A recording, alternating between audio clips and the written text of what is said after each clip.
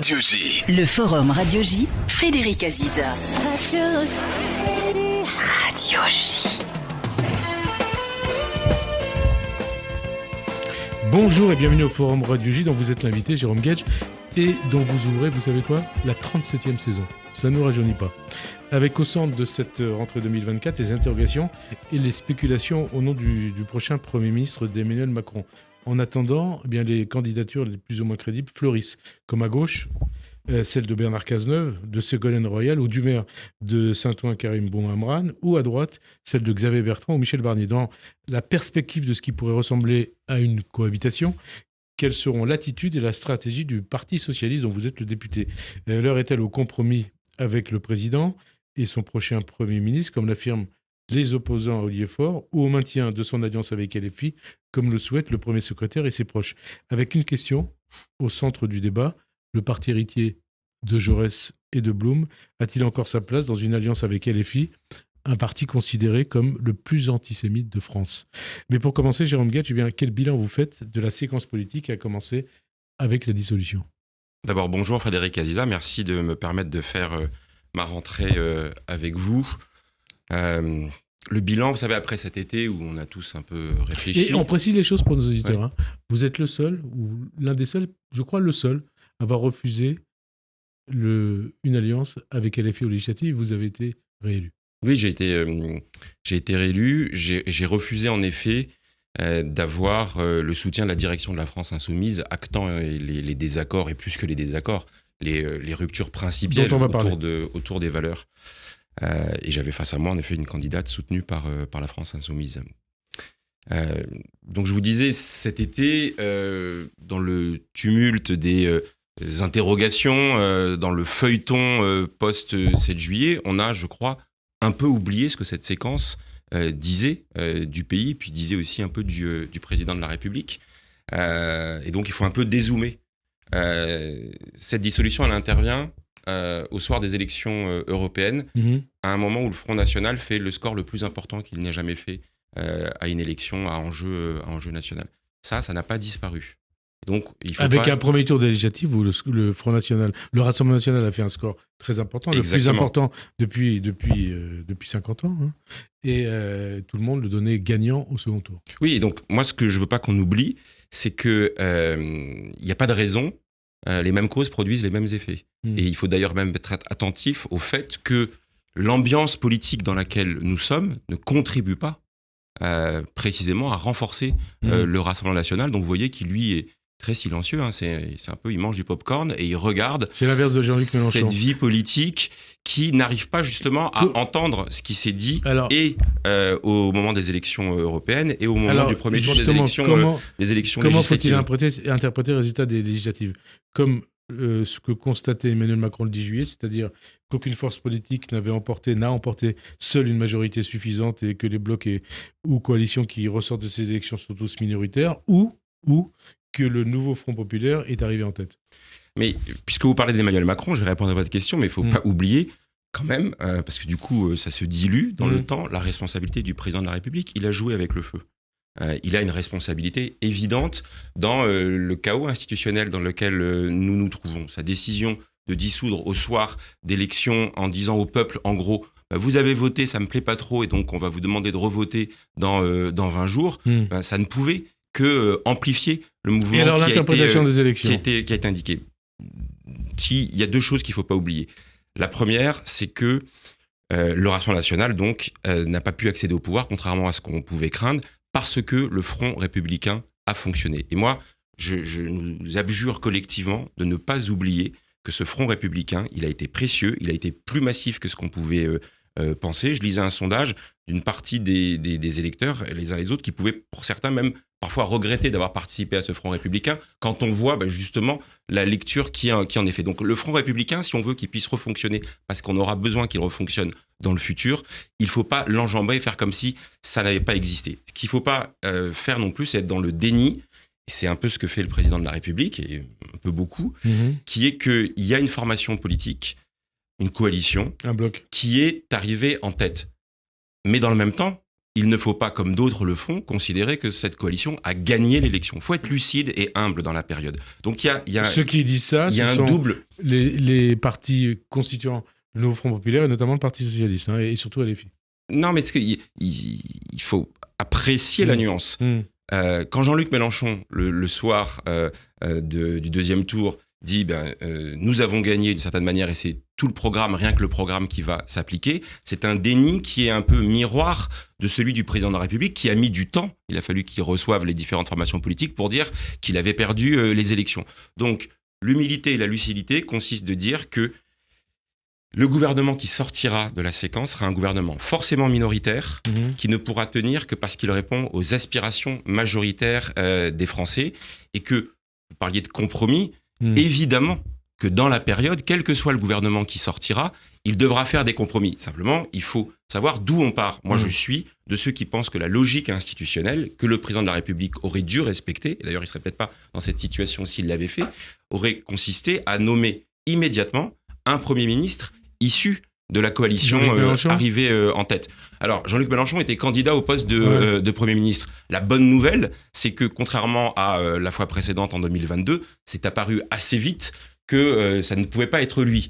Il a même, lui, fini par reconnaître qu'il pouvait être plus le problème que la solution, et c'est la raison pour laquelle, après plusieurs semaines, il a dit si jamais il faut qu'il n'y ait pas de ministre LFI, ce qui est un aveu d'échec majeur. Mais si j'étais taquin un instant, je dirais que Emmanuel Macron aurait pu faire un coup et dire écoutez, je désigne celui-ci et il est censuré. Celui-ci, c'est-à-dire Mélenchon. Jean-Luc Mélenchon. Le bloc de gauche s'est mis d'accord sur un nom. C'est une bonne nouvelle aussi. Ça a mis du temps parce que toutes les choses n'étaient pas prévues. Et Lucie Castet incarnait le fait. Et moi, j'ai considéré que c'était une bouffée d'oxygène parce que c'était quelqu'un qui était extérieur à ces différentes formations politiques et puis qui surtout acter le fait qu'il n'y avait plus de centralité de la France insoumise et de Jean-Luc Mélenchon dans cette coalition. On va parler des possibles premiers ministres, mais d'abord, ce qui est important, c'est ce qu'on va faire. Ce que va faire le prochain gouvernement. 8 semaines après les législatives anticipées, donc la France n'a toujours pas de Premier ministre, mais au cœur de toutes les inquiétudes, l'urgence budgétaire. Le 20 septembre, la France va devoir répondre devant la Commission européenne sur la procédure de déficit excessif. Le 1er octobre, il va falloir un budget sur le bureau de l'Assemblée. Qu'est-ce que ça vous inspire ? Et puis ce n'est pas tout, puisque il y a tout ce qui a été mis sous le tapis avant la dissolution, la Nouvelle-Calédonie, la crise agricole, plus les textes logement, énergie, pouvoir d'achat. Il y a le feu au lac ou pas ? C'est la liste des urgences que vous mentionnez indique, si besoin, que c'est aussi une situation qui est une faillite institutionnelle. Faillite institutionnelle, crise de régime, crise institutionnelle, crise tout court, crise politique. Le président de la République a provoqué une dissolution dont il n'a pas reconnu d'une certaine manière les résultats, et sa procrastination tout au long de l'été fait que l'ensemble de ces sujets, à commencer par celui du budget, va rendre très délicat, y compris l'entrée en responsabilité du futur Premier ministre ou de la future Première ministre. Donc moi, je n'absous pas de cette responsabilité. Sur le fond, l'urgence première, c'est en effet la préparation d'un budget. Et vous savez très bien qu'au sein même de la majorité sortante, en tout cas la majorité présidentielle, un certain nombre de ténors de cette majorité font à peu près le même constat que vous. La dissolution a été, selon eux, une erreur. C'est sur la forme et sur le fond, une invention, une provocation, et surtout, parce que pourquoi pas ? Le président est maître des horloges, il décide cela, mais c'est de ne pas en avoir tiré les conséquences et les enseignements qui est encore plus fautif. J'insiste sur la question budgétaire, parce que l'ensemble des urgences, la rentrée scolaire, c'est demain. La question du devenir du choc des savoirs, la question de savoir est-ce qu'on a des enseignants en nombre suffisant devant chacun des élèves. Et puis sur les autres sujets, la question du pouvoir d'achat, le prix des fournitures scolaires, la question de l'accès aux services publics, la question des déserts médicaux, tous ces sujets qui étaient présents. Évidemment, les questions relatives au grand âge sur lesquelles j'ai beaucoup travaillé. Ces questions-là, c'est ça que j'appelle les aspirations majoritaires des Français. Et que donc, si on refuse de les mettre sur la table et d'y apporter des réponses, alors la frustration et la colère des Français s'amplifiera, et ça fait le terreau, évidemment, du Rassemblement national. Vous parlez de l'impasse budgétaire. Et c'est là qu'il doit y avoir aussi... Moi, je ne parle pas d'impasse budgétaire, c'est vous qui en parlez. Moi, je parle du budget qu'il va falloir voter. Mais aujourd'hui, tout le monde nous dit, Thomas Cazenave encore, que les rentrées fiscales ont été insuffisantes en 2024 et qu'un plan massif d'économie devra être. Mais c'est parce que là, c'est un regard qui est totalement Donc on hémiplégique. précise les choses, hein, dans le cadre de la préparation du budget, Gabriel Attal a proposé un budget, mais qui sera de toute façon remanié par le prochain gouvernement, avec 10 milliards d'économies. Qui elles-mêmes viennent s'ajouter aux 10 milliards de gel de crédit qui sont intervenus dans l'année. Mais pourquoi ces baisses de dépenses? Parce que derrière les masses budgétaires, 10, plus 10, 20 milliards, on nous dit qu'il faudrait faire encore 25 milliards d'économies. C'est parce qu'il y a eu un choix depuis plusieurs années, depuis 7 ans, d'assécher et d'appauvrir les recettes de l'État.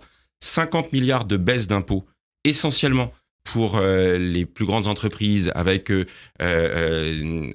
refus notamment de taxer les super profits ou les super dividendes, un choix de taxer, de baisser la taxation du capital au détriment de la taxation du travail. Enfin, vous vous rendez compte qu'aujourd'hui, l'argent qui est produit par de la rente, par des placements financiers, est moins taxé que le travail produit par chacun. Donc, il y a eu un choix délibéré fait par le gouvernement depuis des années d'appauvrir le budget de l'État pour justifier des baisses de services publics, et on en voit les conséquences à l'hôpital, dans l'école, dans le fonctionnement de la police, dans le fonctionnement de la justice, autant de services publics qui sont indispensables. D'ailleurs, Lucie Castet, c'est un bon profil parce qu'elle porte haut et fort la question de la défense des services publics. Alors, on parlera de Lucie Castet des autres, savoir si c'est votre candidate ou pas. Comment on traite ces urgences? Par l'affrontement bloc contre bloc ou par le compromis? Mais le compromis, c'est consubstantiel de la politique. Oui, mais certains le refusent aujourd'hui. Hein. Oui, mais c'est une erreur. Voilà. Déjà en temps normal. Certains au sein du PS. Non, mais déjà en temps normal, refuser le compromis, je le dis, le compromis, c'est évidemment pas la compromission, c'est le propre de l'action politique. On ne peut pas avoir raison tout seul en général, et à gauche non plus. Donc, ça ne peut pas être, comme vous disiez tout à l'heure, tout le programme et rien que le programme du Nouveau Front Populaire, rien que le programme du Nouveau Front Populaire. Mais c'est la raison pour laquelle je vous disais tout à l'heure que ça nous a piégé, cette formule de Jean-Luc Mélenchon, au soir du deuxième tour des élections. 20h03. Hein. Et il a fallu presque un mois pour que le courrier signé par Lucie Castet, les présidents de groupe et les chefs de parti disent que, bien évidemment, on partira de l'orientation issue du programme de la gauche, parce que, je le redis, il n'y a pas eu une majorité qui a été donnée à la gauche, mais il y a eu une préférence, voilà, une sensibilité aux propositions qui venaient de la gauche. Et donc, quand il était dit, nous partirons de ça et nous chercherons à construire des compromis, moi je vais vous dire, le regret que j'ai fondamentalement, c'est qu'on a focalisé le temps sur le casting, voilà, mais parce qu'on s'est, je dirais, enferré à gauche aussi. Voilà, à gauche aussi. Mais on va être honnête, il y a eu une forme d'immaturité institutionnelle de part et d'autre dans cette période. À situation exceptionnelle, ça nécessitait des réponses un petit peu différentes. Et j'aurais préféré, en effet, qu'on parte des 5, 6, 8 propositions qui répondent à ces urgences, qu'on parte de ce qui venait du programme de la gauche. Je vous prends qu'un seul exemple. Voilà, la question des retraites. Il y a un an, un mouvement social d'ampleur s'opposait à cette réforme des retraites. 80 à 90% des Français et des salariés s'opposaient à cette réforme des retraites. Donc là, on a bien une aspiration majoritaire. Le président a dû la faire adopter par 49-3.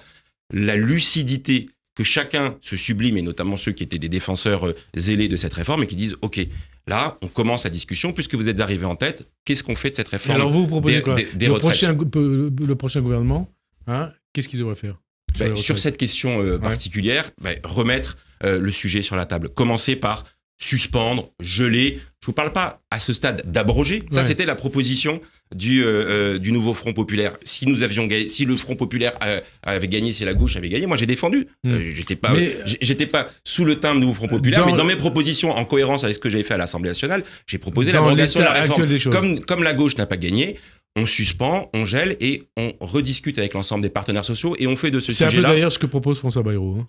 Eh bien, il a raison, pour une fois, vous voyez. Et j'aurais peut-être d'autres points de convergence avec lui, par exemple. Est-ce qu'il faut aller vers la retraite par points que proposait la CFDT et que proposait Emmanuel Macron dès 2017? Mais peut-être qu'il faut rouvrir ce dossier-là. Je ne sais pas, mais il faut repartir de quelque chose qui n'était pas le simili de concertation qui avait eu lieu avant la réforme des retraites et qui consisterait à faire de ce sujet-là un rendez-vous pour l'élection présidentielle de 2027. Mais déjà, vous voyez, il faut...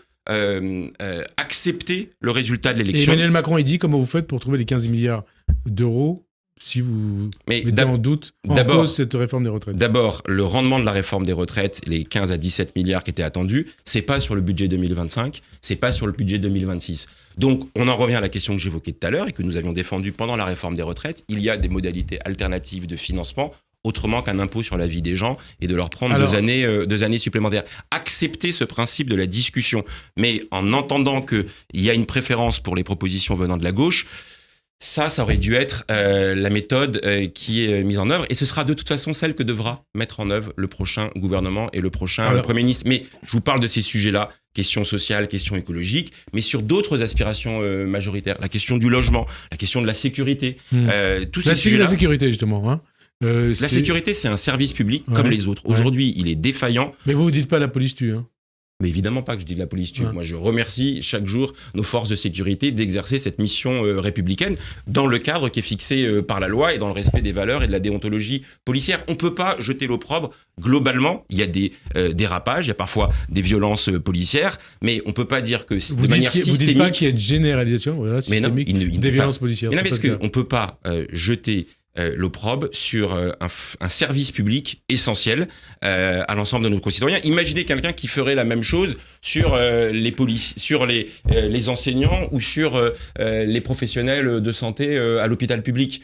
L'organisation du système est problématique, la logique du chiffre qui continue à être déterminante dans l'organisation du ministère de l'Intérieur, ça ne va pas. Et donc, proposition concrète, un service public nécessaire, police de proximité. On l'avait expérimenté du temps de Lionel Jospin, elle avait été supprimée par Nicolas Sarkozy. Aujourd'hui, beaucoup s'accordent à dire que c'est un élément qui permet de concilier la logique de prévention. Moi, j'ai un département, l'Essonne, où par exemple la question des rixes est très présente et malheureusement régulièrement fait des victimes. Les faits divers de ces derniers jours, dans les Alpes-Maritimes notamment, ce gendarme qui a été assassiné, son épouse a dit c'est la France qui a tué mon mari, et cette jeune fille, entre la vie et la mort, suite à des rodéos. Dans les deux cas, ce sont des drames absolus et compassion et solidarité évidemment dans les deux cas. Et dans les deux cas aussi, oui, il y a à questionner, et c'est l'autre volet, l'efficacité de la sanction pénale qui est prononcée, parce que dans les deux cas, manifestement, on avait aussi des récidivistes. Pas le deuxième cas, mais sanction pénale, ça veut dire qu'il faut être plus lourd. Mais il faut que le service public de la justice, là aussi, j'utilise à dessein ces termes, service public de la police, service public de la justice.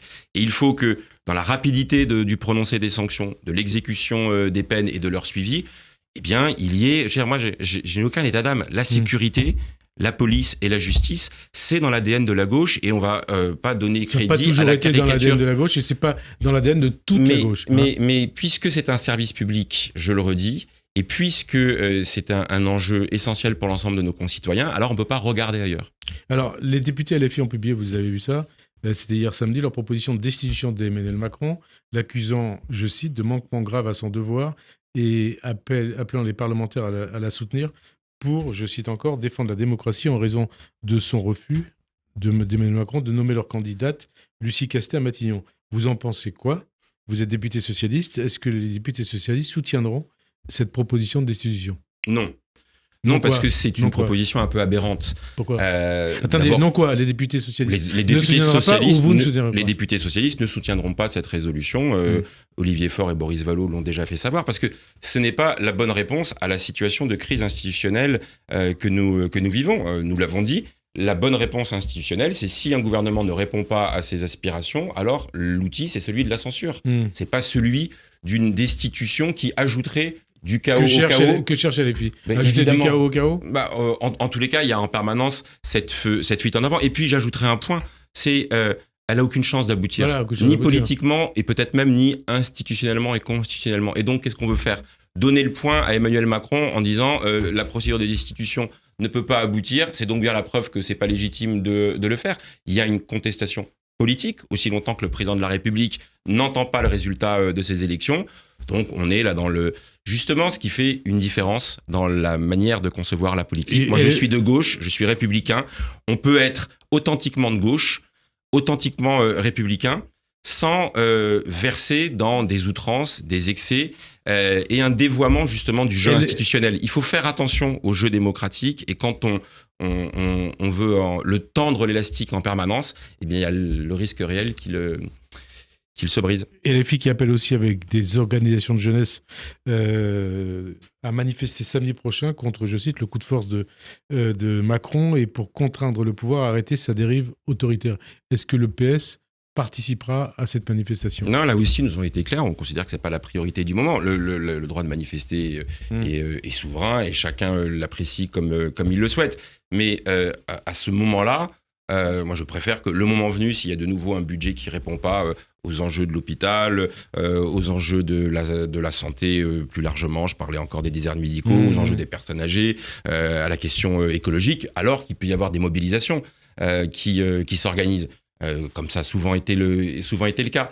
Mais jouer là aussi de cette dramatisation, je pense que c'est pas à la hauteur de ce moment où on doit faire preuve de responsabilité, ce qui ne veut pas dire édulcorer ses revendications. C'est quoi? Certains disent que c'est une stratégie séditieuse, factieuse sur le modèle du 7 février. Non, 34. mais là non plus, il ne faut pas verser dans une l'excès. Moi-même, voilà. je suis pas tendre quand il faut l'être avec la France insoumise, mais appeler à des manifestations, ce n'est pas séditieux, ce n'est pas factieux. Le droit de manifester, il est sacré. Donc si des personnes veulent manifester pour dire, y compris sur des questions institutionnelles, elles ont parfaitement le droit. Mais on a aussi le droit d'apprécier que c'est pas opportun et adapté. De dire aujourd'hui tout doit se passer dans la rue et pas forcément à l'Assemblée. Mais ça aussi, c'est une erreur. Ouais. Ça va non seulement se passer à l'Assemblée, de dire cela, de dire que ça va se passer dans la rue et pas. Ça va aussi se passer par la mobilisation de la société civile, des associations, des syndicats. On a besoin de ça. Ils s'expriment par des plaidoyers, par des pétitions et aussi parfois par des manifestations. Et ça, c'est précieux. Et moi, je serai le dernier. Henri Leclerc vient de décéder. C'était un défenseur des libertés publiques, et dans ces libertés publiques, il y a évidemment le droit de manifester. Mais par contre, l'erreur d'analyse, c'est que ça va non seulement se passer au Parlement, mais ça va encore plus se passer au Parlement. Voilà, et ce que mon président de groupe, Boris Vallaud, appelle le parlementarisme de fait, il doit encore plus vivre, et pour ça, il faut avoir des partenaires qui sont prêts à le faire, ce qui n'est pas les signaux qu'on reçoit aujourd'hui. Et il faut pouvoir sortir de l'impasse. Nicolas Sarkozy, justement, pour sortir de l'impasse, appelle les forces politiques à se hisser au-dessus des intérêts partisans. Vous en avez un peu parlé depuis le début de cette émission. Est-ce que vous l'approuvez? Est-ce que vous dites chiche? Est-ce juste de dire que quel que soit le Premier ministre désigné, eh bien, on s'oriente vers une cohabitation? Alors, il y a deux choses. Ouais. Une cohabitation, évidemment, parce que au tout début de l'entretien, on disait quels sont les enseignements qui ont été donnés. On en a oublié un aussi, c'est que la majorité relative de 2022 autour du président de la République, elle est encore plus faible. Donc ça veut dire que dans les signaux qui ont été envoyés, on ne veut pas le RN, on ne veut pas continuer avec la majorité relative de la République En Marche, enfin de Renaissance ou de Ensemble pour la République. Ils ont changé de nom 3 fois en 5 ans. Et évidemment, on a une préférence pour les propositions qui viennent de la gauche. Donc oui, ça devrait être une cohabitation. Dure, mais qui ne ressemblera pas aux précédentes. Alors, évidemment, parce que dans les fois précédentes, il y avait un président qui avait la légitimité de l'élection présidentielle et une majorité nette. La dernière cohabitation en 97, Lionel Jospin, il avait une majorité nette. Là, ce sera une cohabitation avec des acteurs qui ont eu une majorité cohabitation, relative. Coalition, quoi. Alors c'est là que je mets un bémol. Si coalition, c'est une coalition des contraires pour que rien ne change, alors ça va être problématique. Avec une base de départ autour d'un certain nombre de réalisations. Est-ce que d'ailleurs, justement, vous connaissez bien l'histoire, je crois que vous aimez l'histoire. Oui. Jérôme Gage. Est-ce que le modèle, ça peut être le gouvernement provisoire d'après-guerre qui a réalisé plein de choses qui sont encore valables aujourd'hui? J'ai trop de respect pour à la fois ce qu'a fait le Conseil national de la résistance, le gouvernement provisoire de la République française, l'installation de réformes en effet essentielles. La sécurité sociale est toujours là. La sécurité sociale, une série d'ordonnances de 45 sur la protection mineure ou même sur le droit de l'immigration qui ont beaucoup structuré la vie française.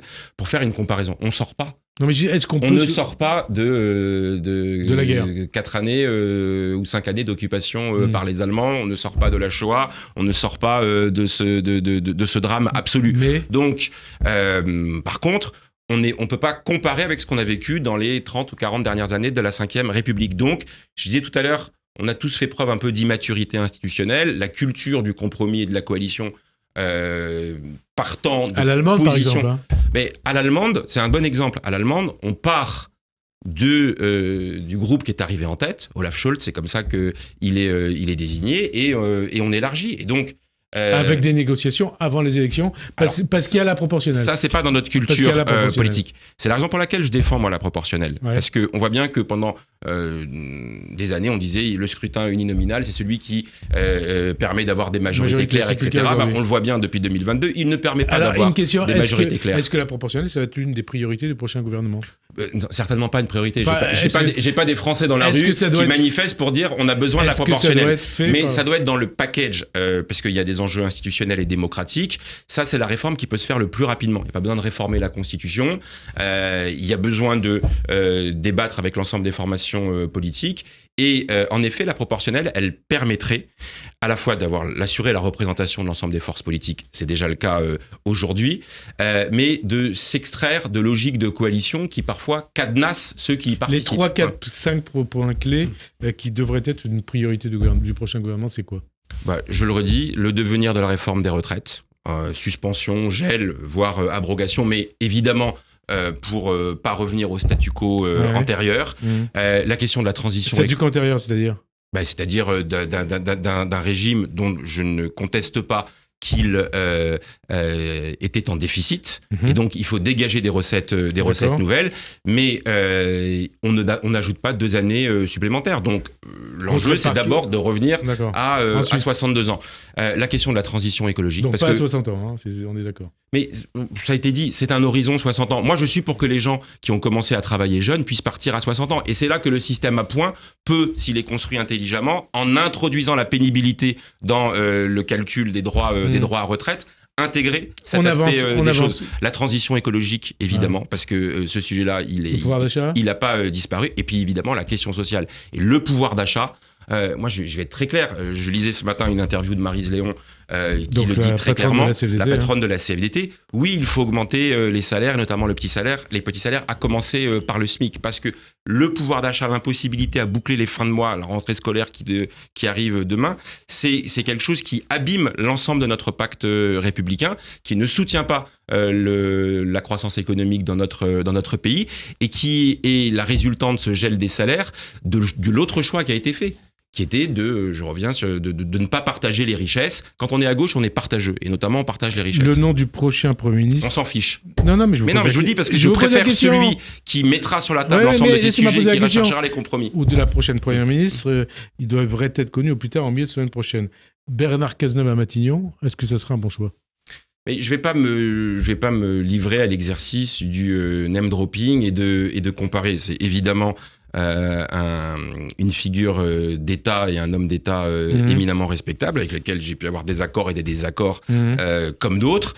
Mais encore une fois, si tel ou tel arrive et dit « je mets sur la table la proposition de l'abrogation de la réforme des retraites, son gel, sa suspension », l'augmentation du SMIC, ce sera peut-être pas à 14%, qui est la demande à 1 600 € que nous faisions, mais si c'est 8% ou 10%, ça va dans la bonne direction. Je renforce les services publics, je taxe les super profits pour dégager des richesses, je reviens sur la fameuse flat tax, c'est-à-dire le prélèvement libératoire, si j'ose dire, sur la taxation du capital. Bon, et je mets d'autres mesures qui sont susceptibles d'avoir une adhésion.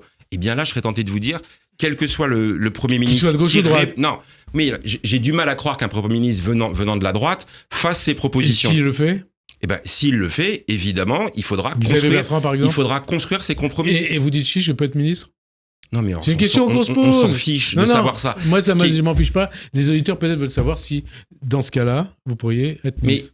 Mais ce qui est déterminant, c'est est-ce qu'on répond aux aspirations majoritaires des Français et à ces situations d'urgence sociale. Après, chacun prend ses responsabilités. Vous risquez pas.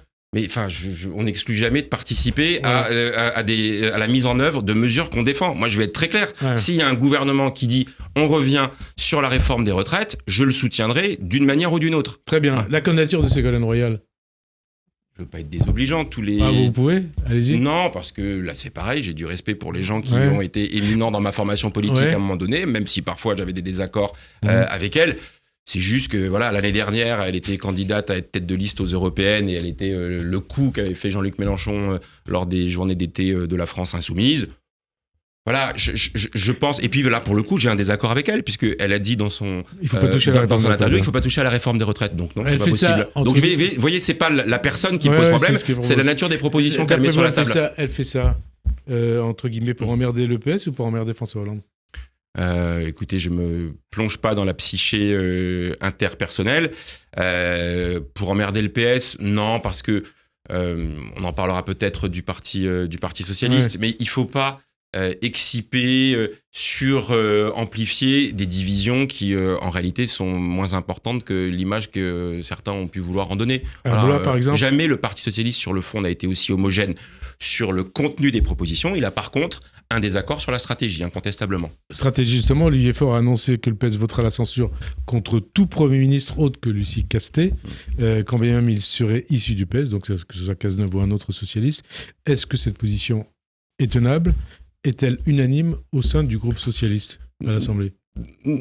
La semaine dernière, ça a été communiqué par Boris Vallaud et par Olivier Faure lui-même, on avait dit qu'on censurerait tout gouvernement qui serait une continuation du macronisme. Voilà. Donc, le pendant était de dire, la certitude que ce ne soit pas une continuation du macronisme, c'est de nommer un Premier ministre issu de cette coalition de gauche. Et comme cette coalition de gauche a dit que c'était Lucie Castet, c'était logique de dire nous soutenons cette candidature, mais avec le bémol. Et on oublie trop qu'elle l'a dit, Lucie Castet. Elle a dit je ferai des compromis. Moi, je l'ai encore vu à Blois il y a 2 jours pour travailler sur les questions du budget. Évidemment qu'il faut construire des compromis. Et donc c'est pour ça que moi je suis pas sur une position aussi maximaliste, qui est de dire quel que soit le Premier ministre qui sera proposé, on le censurera de manière pavlovienne. Encore une fois, si les propositions sont dans l'esprit du programme de la gauche, intégrant évidemment des compromis, il faudra qu'on travaille au cas par cas. On vous sent ouvert. Mais je veux dire... Au compromis, à l'action. Moi, je fais de la politique au nom de l'intérêt général et avec des valeurs de gauche. Voilà. Donc, à ce moment-là, j'ai en tête la menace du Rassemblement national. Donc, si les compromis et la coalition, c'est pour continuer, pour que tout change, pour que rien ne change, pour reprendre la formule du Guépard pour rendre hommage à Alain Delon. Si c'est ça, sans moi. Ça, c'est ce qu'a dit avec justesse Olivier Faure. Nous ne serons pas les supplétifs de la continuation de ce qui a été fait par Emmanuel Macron. Maintenant, si on peut prendre des avantages. Vous savez, ce que je vous dis là, c'est le vieux débat qui traverse la gauche. Qui est, est-ce que c'est le grand soir, tout de suite, en bloc, ou est-ce qu'on est capable d'avoir des avancées? Moi, demain, s'il y a un gouvernement qui dit 14% d'augmentation du SMIC, 1 600 €, on peut pas le faire dès demain matin, tout de suite, mais qui dit on va commencer 6%, plus 6%, pour 6%, je prends. Voilà, et je soutiendrai cette mesure-là. Le grand soir, ça a été 81, il y a eu 83 après. Oui, mais attendez, là, c'est différent. Il y avait une majorité écrasante à l'Assemblée nationale avec des Français qui ont approuvé les 110 propositions de François Mitterrand. Je veux dire, la politique, ça peut pas être le déni. Si la gauche avait été majoritaire, je dirais le programme s'applique. Mais elle n'a pas été majoritaire. De la même manière que si la Macronie avait été majoritaire, elle aurait appliqué son programme et j'aurais respecté cette position. J'aurais combattu telle ou telle des mesures. Là, c'est pas le cas. Donc on doit chacun quand même se sublimer, se transcender, sortir de ses postures habituelles. Donc l'heure était au compromis. Mais immanquablement. Au passage, invité du campus d'été du PS où vous étiez à Blois, c'était vendredi, Clémentine Autain a fait huer les noms de François Hollande, ancien président de la République socialiste, Bernard Cazeneuve, ancien Premier ministre, et Karim Bouamran, dont le nom est cité pour Matignon, et qui est quand même maire socialiste de Saint-Ouen. Le tout devant un Olivier Faure impassible, restant les bras croisés, sans réagir. D'abord, qu'est-ce que vous pensez de cette attitude de Clémentine Autain, qui était invitée des socialistes et qui a fait huer des responsables du PS? Et est-ce digne de l'attitude, celle de Olivier Faure, est-elle digne de l'attitude que l'on attend du premier secrétaire du Parti socialiste? On va pas y passer des heures. Mais je vais répondre. C'était pas malin de la part de Clémentine, parce qu'il y a une forme de courtoisie quand on est invité par une formation politique. Karim était au premier rang devant. Karim Bouamran, j'ai pas trouvé ça opportun. Et Olivier Faure n'a rien dit. Il m'est arrivé. Non mais l'objectif n'était pas d'en faire un sujet de polémique. Il faut dire les choses clairement. Quelle que soit les désaccords qu'on peut avoir avec des gens à l'intérieur d'une formation politique. Moi, c'est un parti démocratique, le parti socialiste, donc il y a différentes sensibilités. Et quels que soient les désaccords qu'on peut avoir, moi j'ai été pas toujours été tendre avec François Hollande quand il était président de la République. C'est moins qu'on puisse dire. Et oui, alors mais avec l'exigence, et maintenant donc, je siège avec lui dans un groupe voilà. où on est un peu à front Et donc renversé. il a été voilà. hué. C'est pas bien. Voilà. Et le fait qu'Olivier Faure n'ait rien dit. Je pense qu'il n'a pas voulu rajouter de Oui, la mais polémique. c'est bien ou c'est pas bien à la polémique. Il a dit rien d'autre que ce que je vous dis à l'instant, qui est de dire toutes celles et ceux qui demain participeront à un dispositif gouvernemental devront rester fidèles aux valeurs que la gauche défend. Voilà. Mais encore une fois, c'est là la différence de stratégie. Ça peut pas être tout en bloc. Et si jamais il y a la moindre virgule qui manque, alors on est traité de social traite. Voilà. Hein, vous êtes quelque part des fois traité de social traite. Olivier Faure, et notamment par LFI. Olivier Faure est en tout cas malmené en cette rentrée 2024. On a vu à Blois et donc au sein du PS. Est-ce que c'est le début de la fin pour lui ? Non, mais c'est la rentrée parlementaire. C'est la rentrée des universités d'été. C'est de bonne guerre. Et en plus, notre calendrier... Début de la fin ou pas ? Non, notre calendrier institutionnel prévoit un congrès dans l'année 2025. Et comme je vous le dis, et c'est la force du Parti socialiste, nous, contrairement à d'autres, on vote sur des textes et sur des personnes. Et donc, c'est légitime d'avoir ce débat à gauche. Mais il ne faut pas, je dirais, le suramplifier. Et dans ce moment-là, étaler exagérément les divisions. Je vous le dis, jamais le PS sur le contenu programmatique n'a été aussi homogène. Moi, j'ai connu dans le passé, sur la question européenne notamment, des désaccords principiels majeurs. Là, nous sommes homogènes sur le contenu programmatique. Il y a une divergence sur le rapport à la France insoumise. Voilà. On est bien. Ben, moi, je participerai de ce débat-là. Je l'ai porté dans ma campagne des élections législatives et j'ai été élu. Oui, je pense que nous pouvons concilier de la radicalité, parce que la gauche, elle est entendue, et le PS, il est entendu, à condition d'être clair, comme dirait Raphaël Glucksmann, d'avoir un cap clair sur les questions sociales, les questions écologiques, les questions républicaines, évidemment, mais aussi en étant dans la solennité, la crédibilité, et ne pas verser dans des outrances qui abîment la gauche. Moi, je suis triste, je suis le premier à être triste de voir que une partie de la gauche soit considérée aujourd'hui comme un repoussoir. Et alors, on va préciser les choses. Olivier Faure, puisque vous le citez, il a balayé toute critique en ce qui concerne l'alliance du PS avec LFI, en mettant en avant le fait que François Mitterrand s'était bien allié avec le Parti communiste, en dépit de divergences politiques et programmatiques. Question, Jérôme Guedj, vous qui avez d'ailleurs donc refusé cette alliance avec LFI aux législatives, le parti héritier de Jaurès et de Blum a-t-il encore sa place dans une alliance avec LFI, un parti considéré comme le plus antisémite de France ?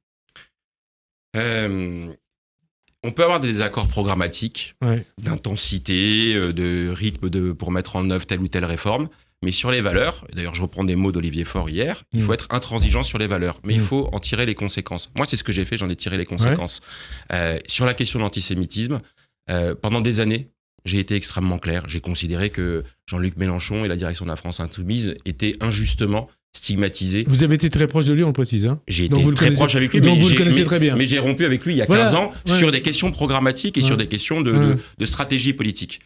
Le drame absolu, qui n'est pas qu'un drame personnel, qui est aussi un drame collectif pour l'ensemble de la gauche, c'est que aujourd'hui, je suis obligé de dire qu'en prenant la plume pour parler de moi, le 7 mai dernier, Jean-Luc Mélenchon a écrit un texte au relent antisémite.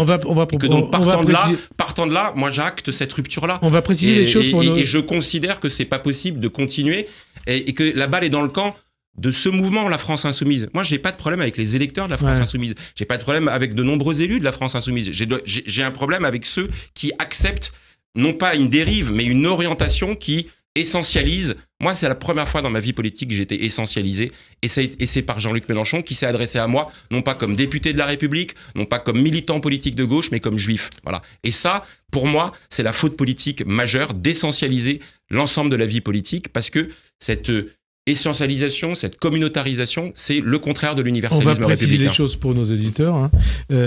Donc c'était, comme vous le dites, en mai dernier. Il avait fustigé, Mélenchon, votre positionnement dans le conflit au Proche-Orient en vous ramenant à votre confession juive.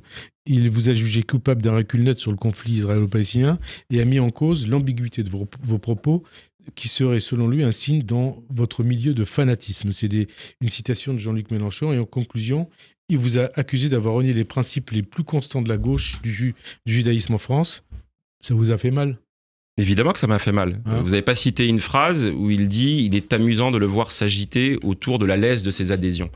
Je le dis, mais avec la meurtrissure qui va avec. Ouais, on le Ce sent. texte est antisémite. Ouais. Il n'y a pas d'autre mot, puisqu'il essentialise une personne et en plus, il utilise une sémantique qui n'aurait rien eu à envier à celle de l'extrême droite des années 30. Voilà. Et moi, je vais vous dire, c'est un drame. Ouais. C'est un drame absolu, parce que j'ai aimé Jean-Luc Mélenchon. Quand il était au Parti Socialiste, j'ai été formé sur la question républicaine, sur la question de la laïcité, sur la question de l'universalisme républicain, et de le voir aujourd'hui délibérément, et notamment après le 7 octobre, pour des raisons électoralistes, ne pas jouer le rôle de la concorde, ce qui n'exclut pas d'avoir des positions très claires. On aurait dû avoir des positions extrêmement claires dès le premier jour. La libération des otages, la condamnation du Hamas comme mouvement terroriste, la